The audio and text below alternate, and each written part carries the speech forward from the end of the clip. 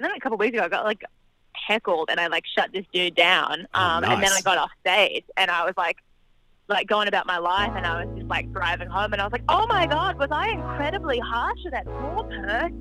Like, I was in the moment, and I felt so powerful, and like, yeah, like I'm capable of anything, and like you're nothing. And then I was like, oh, do I need to go back and apologize to a creepy guy? Hello and welcome to Season 2, Episode 10 of 30 Minute Call, proudly produced by the Canberra Theatre Centre right here on Ngunnawal land. We pay our respects to the traditional custodians of this land and the elders of the Ngunnawal people, past, present and emerging. Yarn and hello, I'm Joe Gleeson, and in this episode today we have comedian Frankie McNair on with us. That's What She Said is a show that Frankie and a few other comedians are featuring in here at CTC, and obviously we talk a bit about that, about worst gigs ever, about being creative in COVID, and overthinking. So let's get straight into it. Frankie McNair, this is your 30-minute call.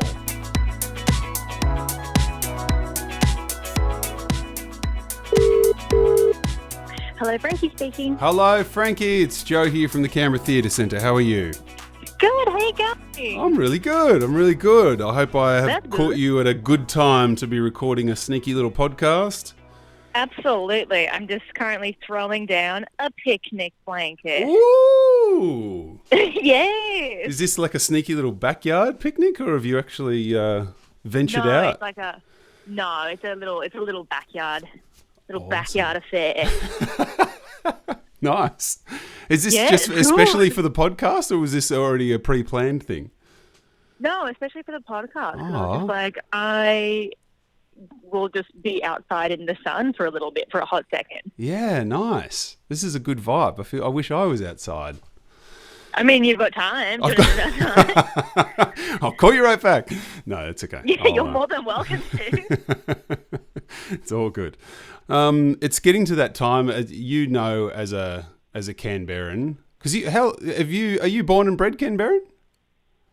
Yeah, well, I mean, I've been here since I was 2, so I think I have to legally say yes. Yes, yeah. Because you know, as a Canberran, that this time of the year is like, this is kind of like the magical time of the year, isn't it, for Canberra? Yeah, and I bet it's going to go away in like a week or two, and it'll be like real cold again, and everyone will be like, what happened? Yeah, and we'll have that conversation again. Oh, yeah, fake spring, yeah. Love fake spring. Because, yeah, it's great, because you get those cold mornings, you get the sunny days, it's beautiful, and as long as the wind stays away, it's awesome. So, yeah, good call on the picnic. Thank you so much. Frankie, first and foremost, thank you for joining us for a little podcast. Thank you for having me. And at the time of sort of us having this chat, we're not too far away from getting you and a few of your pals along to the Canberra Theatre Centre for a show called That's What She Said. It's on this Friday as we're recording it, and I believe there are still some tickets available. There's going to be 2 shows. It's all going to be COVID safe and separated, and you can have your own little table. It's going to be really, really cool. Are you looking forward to it? Imagine if I said no. Imagine if I went, nah. Like, after that amazing, like, feel about it, I was like, nah, it'll be shit. No, I'm so looking forward to it. Like, I'm just so impressed. Like, we had to put on a second show because the first one sold out in, like, 48 hours or something. Crazy. And I think at this point in time, like, we've already sold over half the tickets to the second show as well. So I'm just like, oh, it's so nice. So it's good. It feels good to be wanted. Yeah, for sure. And I think at the moment, from the theatre's point of view, we're putting stuff on thinking we hope that people are feeling confident enough to jump out of the house and come and see some stuff. You know, the vibe is slightly different. I think for a comedy show, it's going to be great though. But we've had like these heavy metal shows on where the vibe for that is undoubtedly different. People are sitting down on tables and they're not moshing, they're not jumping into each other and throwing themselves around, but they're still like selling out because people are like, yes, I need to get out of the house. I'd love to go and see something. So this is really good, positive vibes that you're going to get on Friday, I reckon. Yeah, I think people are really keen, which is great because you wouldn't want them to come if they're not keen. But yeah, like I went and saw a friend of mine play, and he's in like a rock band. Is that what, like he's in a band, but they play rock music. Yes. And it was the same thing. Like we were like sitting down, and I was like, "This is strange. This is very strange." It is, yeah. It's just it's a different vibe, but hopefully, you know, they can at least feel the appreciation from the audience, even though they're not jumping around and going crazy. I mean, rarely do people mosh at a comedy show, so I think we're going to be okay. Yeah. Rarely. It's not a never occurrence. Yeah. We're going to see you doing your solo thing. You also do comedy as one half of the comedy duo Sweaty Pits with Miriam Slater. What's it like working as a duo compared to getting up on your own for show nights? Yeah, it's far out. It is really different. I think I was doing Sweaty Pits before I started doing comedy, and I think the first time I did like an open mic and I did stand up, I remember going home, and Miriam and I were living together at the time, and I went home to Miriam and I was like, yeah, probably won't do that again, because like I was on stage and I just realized that I'm like, oh, it's just me up here, and this is terrifying. I was like, oh, I've got no one to like riff with, and like if something goes wrong, like I've got no one to kind of laugh with on stage about it. It was just me, and like it was very daunting. So I think that's something like that's really nice about being in a duo, is that, you know, if something goes wrong or if something doesn't land, you've got that support with you instantly, and like you've got someone to get really pumped up for like the gig with, and prep with and everything. And when it's just you, I think it's really lucky in Canberra. I think the comedy community is pretty tight, so you can still like chat to people and stuff. But doing a full hour solo show as a solo and doing a full hour solo show as a duo is a very different vibe. Yeah, right. Because one is that you're just anxiously sitting in the dressing room by yourself, and the other is that you're like being an absolute dick with your best mate in the dressing room. So there's a different energy. Yeah. Oh, that's really interesting. And what about like the creative process beforehand? Do you enjoy that, you know, difference of opinion and difference of thought and that sort of creative process as well? Yeah, I think that's what makes it like better. I think it's the same thing with stand-up too. Like I'll like happily run past my jokes or just be like riffing with a mate, and getting that feedback, or them like kind of punching up and being like, oh, have you thought about this angle, or you could do this with it. And like I think it's other people will always make stuff so much better. Like I think collaboration is just such an important thing, because you could be completely missing something that is absolute gold just because you only have one way of thinking about it. And that's what I really enjoy with like Sweaty Pits, is that we just kind of keep psyching each other up to go bigger and bigger and bigger, and that's when we come up with our most weird stuff, which I love. Does it ever get to a point where someone has come up with something, they're like, I think this is funny, and the other person's like, I just don't get it? I think we definitely have like differences of like opinion. It's actually quite rare, which is really strange. Yeah, right. Like usually we're on the same level with stuff, but like cool. And it could just be like a mood thing as well. Like if maybe Mima like wants to go in like one direction or like change something, and I'm just tired and shitty, so I'm just like no, I actually think it's fine how it is. And then like I come back like an hour later, I'm like, actually that's a really cool idea, let's explore it. Like, it's pretty, but I think we generally I think we have a very similar style of humor, so it works really well in working together. I see that you host a podcast where you ask performers about their worst gig that they've ever done, and it's very entertaining. Thanks. Have you shared what your worst ever gig was on the podcast thus far? I actually haven't. I might be stealing your thunder if we do it on this one. Not at all. No, not at all. Oh God, it's bizarre that I haven't thought about this either. That I'm like, oh yeah, because there's so many. No, it's just, I think and it's good like hearing other people on the podcast too, because they talk about like there are different tiers of worst gigs, and for different reasons. Yeah. Some gigs are worse than others. I think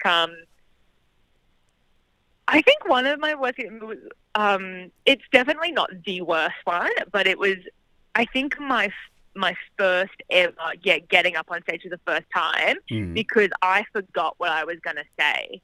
Because somebody laughed and it spooked me because I didn't expect anyone to laugh and I just forgot my set. Oh no.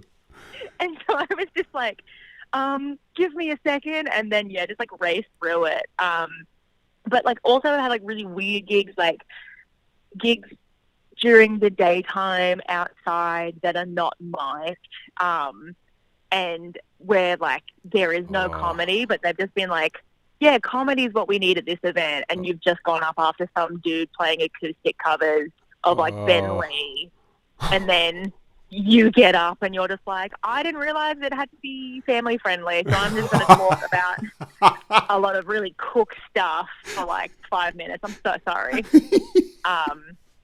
No. But I think like Sweaty Pits, I think out of worst gigs, I think I've had more bizarre gigs with Sweaty Pits than I have as like a solo performer. Yeah, right. Which is also very good. Are there any towns that you're like, I reckon I just won't go back there anymore? No, I think Sydney's probably been the hardest place that I've ever gigged. And it's hard to say I'm never going back to Sydney again when you're, I would imagine. I'm never going back to one of the biggest places. No, but I think, no, there's nowhere I wouldn't go back to. I was really shocked, actually. One of the most shocking ones was I was doing a stand-up, like, light-up show at Bateman's Bay, and I was like, I don't know about this, because it's, like, a small town, and I was like, I have no idea how I'm going to be received. I was the only woman on the lineup, and it was so good. Like, I was truly bracing myself for the worst, and I don't know why. I was just like, ugh. And then it was like one of the best energy rooms I've ever been in. So I was like, that rule. That's awesome. Does it, when people tell you about their worst gig, has it ever been so bad that it's like, that's actually not funny anymore? 100%. Oh, really? I have a lot of people, they just chat to me, like, not on the podcast, but they would have heard about it, and they're just like, I remember, like, this thing happened to me. So it's not even, like, on the record. I just hear about people's trauma, and I'm like, no. You've become the comedian counsellor now. Yeah, I'm just like, no, that's a horrific experience that you need to talk to someone about. Yeah, like, absolutely. But, like, I think my friend Riley had been listening to the podcast, and he was like, you're the only host where, like, you'll hear something that's, like, a truly, like, horrendous experience that's, like, borderlining on, like, harassment or something. And instead of being like, like, I'm really sorry to hear that, I'll just be like, bloody hell, no, God, and then riff about it. And I'm like, oh, dear. Oh, no. That's probably not great. So I also see that you ran a project, and I think this is really interesting. You ran a project on how to get your love for being an audience member back. How to get your love for being an... was that going to be at... Art Not a Part? I was going to do that, and then I had very bad brain time. I think the morning... it was like a few days leading up to it, so I didn't end up doing it, but I had this weird thing planned for it, and then it kind of got to like a couple days out, and I was like, if I don't stop, I'm going to die. So I just need to pull out. Yeah, it was going to be a bit of a spoof thing, because I truly didn't know what to do, because it was like such an interesting brief, and I was like, all right, sure, and like, I thought it was kind of like a really cool idea, but I just didn't end up doing it because I needed to stop. Yeah, fair enough. I think it's interesting, like from a comedian's point of view, to run something like that. You know, how to bring your love of being an audience member back, because I think if people go to lots and lots and lots of shows, after a while, the magic of it can probably, dissipate after a while. But also, as a comedian, I think you guys are really good at you're constantly studying people and how they react to things and how they behave. And, you really have to know when you're losing an audience and when you keep going on something and that sort of thing. So it's interesting. Do you find yourself sort of being this pseudo-psychologist sometimes in your role as a comedian? No, because I'm not that good. Come on. No, I don't know. Like, I feel like it's something that I really like when you can gauge a room, because that means that you're super in the moment and you're like very switched on. But then when I'm not, when I'm more focused on like, I don't know, when I'm more in my head and I'm more anxious about like what it is, like I'm trying to remember what my step was kind of thing, that's when you lose that connection with, and that's all it is. It's just a connection with your audience like you would with like anyone. It's just like, vibing how it's going. And when you're not in the moment, you're not vibing it. And then that's when you kind of go in a different direction and like you lose that connection. And then it feels, you're like, get off stage, you're like, that felt weird. Right. And it's because you weren't in the moment. I feel like a relationship, like self-help. Like you just got to be in the moment with each other. That's all you need. Yeah. Can you overthink it when you're on the stage? Like, is there I don't. Like, oh my God, yeah. Yeah. Absolutely. I overthink everything. Yeah. Or then like you get off stage and then you just remember everything that you just said. You're like, oh my God, no. Why did I do that? Right. What have I done? Yeah. Like I got. And then a couple of weeks ago, I got like heckled, and I like shut this dude down. Nice. And then I got off stage, and I was like going about my life, and I was just like driving home, and I was like, oh my God, was I incredibly harsh to that poor person? Like I was in the moment, and I felt so powerful, and like, like I'm capable of anything, and like you're nothing. And then I was like, oh, do I need to go back and apologize to a creepy guy? He's like, no. No, screw that guy. Yeah, like, but you just like, I think you overthink everything, except when you're kind of in flow and you're in the moment, in which case you kind of, you have a really good time. And I think that's something that in doing this like Worst Gigs podcast, I kind of thought you get to a point and you get that every time. Like you've done it so much that you get that flow every time.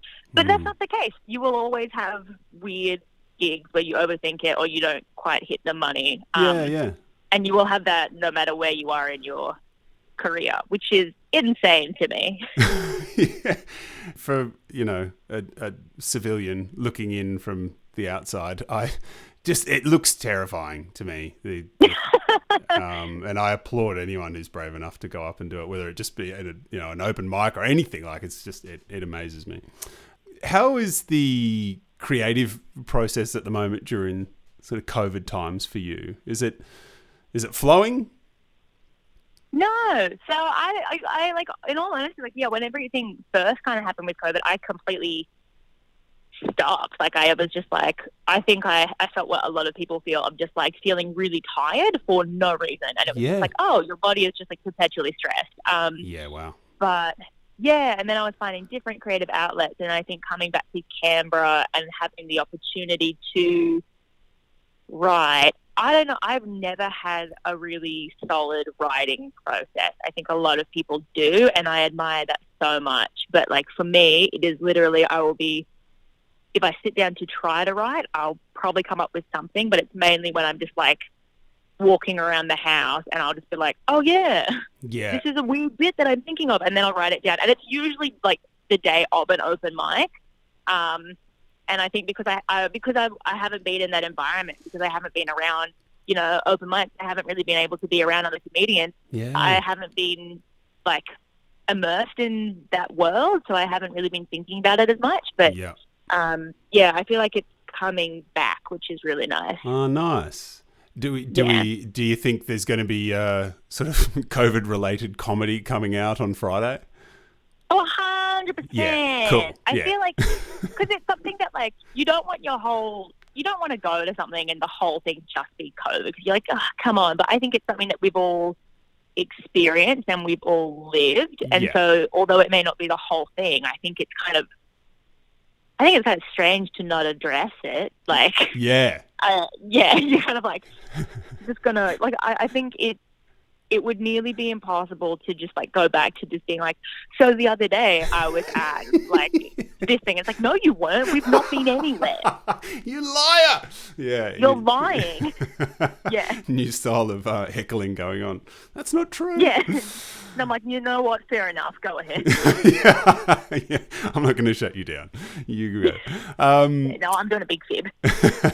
Your show, Big Dumb Idiot, was meant to play at CTC in the Courtyard Studio for the Canberra Comedy Festival, of course. Yeah. It was a bit sad we weren't able to get around the Comedy Festival this year. But were we... I think it was definitely the right call. Like, it was really hard, but definitely the right thing to do. It was a tough one because it was right at the start of when all this was happening, and we were still kind of a little bit... I don't know, maybe I'm just speaking about myself. I think I was still a little bit ignorant of how big this was going to be and kind of thinking, oh, it'll be fine. Like, everything's still going to happen. And then all of a sudden it was like, oh, no. Yeah, that was the right call. Oh, no, that was 100%. I was exactly the same. I was like, yeah, probably like a month back and then everything will be chill again. I'm like, fool. So the Big Dumb Idiot show, will we be able to steal a bit of that awesomeness that was going to happen there into maybe Friday night? Do you think we might be able to see a bit of that stuff? Well, I think so. Big Dumb Idiot was like a little bit like elusive as to what it was, because when I came up with the title, I had no idea what the show was going to be. But it ended up being a big sketch show.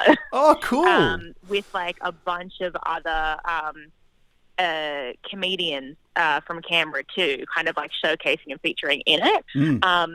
So I think Friday will probably be stand up from me as opposed to sketch. But I am hoping, because I'm in Canberra for much longer than I originally anticipated, just with everything happening in Melbourne. So I'm hoping I might be able to showcase a bit of it at some point. Yeah, cool. That's very cool. So you started off doing musical comedy, but then you said yourself that you moved into sort of stand-up, sketch, burlesque, physical comedy, this sort of hybrid. It's really cool that, I heard you sort of say that, you feel comfortable, or you striving maybe still to feel comfortable in going, no, this is my thing and I don't need to compare myself to what other people do. I can just do stuff that makes people laugh, and that's being a comedian. Do you feel comfortable in your own space now? Yeah, definitely. I think when I started, I was doing a lot of, and I mean, I still do to a point of like that self-comparison of like, I still do it with like my way of comedy. It's less short jokes and it's more storytelling, and I'll get off stage and I would have just had a really good gig and I'll still be like, they weren't even jokes. I'm not even a comedian. They weren't even jokes. But I'm like, it's people laugh at you. Like, you've bloody done it. Like, you've done your job. Stop being so hard on yourself. But yeah, I think it's just like, finding your thing. And I think I definitely took inspiration from different people who I really like admire. And just kind of finding a groove and not being afraid to like try weird stuff. But then also you don't always have to box yourself in. Like, if you just want to do straight up like stand up, kind of like I will be on like Friday, like that's fine too. Yeah. Do you still work a bit of musical stuff or elements into your show? No, I don't. No. I truly left that behind. Yeah. Because I can't play instruments. Like, I was the classic like 20-year-old comic playing ukulele poorly. Awesome. So I was kind of like, you know what? I think I can leave that. Fine, that's fine. Yeah, I'm done. Cool. Yeah, like that was a good intro. That was a good like kind of segue into doing comedy. Yeah. Are there other comedians that you especially enjoy watching and being an audience member for? Oh, 100%. I think in terms of like the Canberra scene, obviously like Chris Ryan is freaking like phenomenal. Yeah. But as well, like Laura Campbell, I really, really enjoy watching her because she's so high energy and she's got the funniest like stories. And yeah, she's real great, and she's also like a young comic too. And then with like maybe some bigger names, Auntie Donna was the game changer for me. They were the the reason that I started doing any of this. Yeah, because I just like didn't realize that you could have a career in doing sketches and being silly. I mean, I say they like be silly, but they also like some of the hardest workers that I've ever met. And really, wow. Yeah, and Demi Lardner, who is does that kind of like a similar thing of she does stand up. Like, she's a comic. She definitely does jokes, but then she also has like a bunch of audio stuff and uses PowerPoint, and it's just bizarre, and it's really good. It's just really good. There are so many good people. Yeah, well, there's some good names for people if they're like, oh, who else should I go and see? There's some good names for people to go and check out. And I think it's cool that you mentioned Auntie Donna, because I don't know, I feel like it must have been a couple of years back. I stumbled across them completely by accident one night, just flicking around on the telly, and one of their specials was on ABC. And yes, I was like, what is this? This is different. Yeah, it was really cool. It's so good. I just think they do everything so well, and they do everything at such a high quality. Yeah. But then you can also see everything that's such a high quality has practiced everything 1,000 times. Mm-hmm. But they also kind of riff with each other on stage at the same time. They're happy to throw a gag away if it means that it's going to be a funnier joke. Yeah, cool. And I just think that's you have to know your material back to front, inside out in order to do that. Gosh, it's so good. Yeah. Oh, well, this is going to be awesome. This Friday night as we're recording this, and if you're listening to this in the future, well, sucked in. You missed out, and you'll have to go and see Frankie and all of her pals at another time. This Friday night at the Canberra Theatre Centre, Frankie McNair, Chris Ryan, Sue Stanek, Laura Campbell, Tanya Lozano. It's going to be awesome. Thank you so much. Good. Yeah, it's going to be very cool. Thank you so much for taking the time and having a little picnic with me today, Frankie.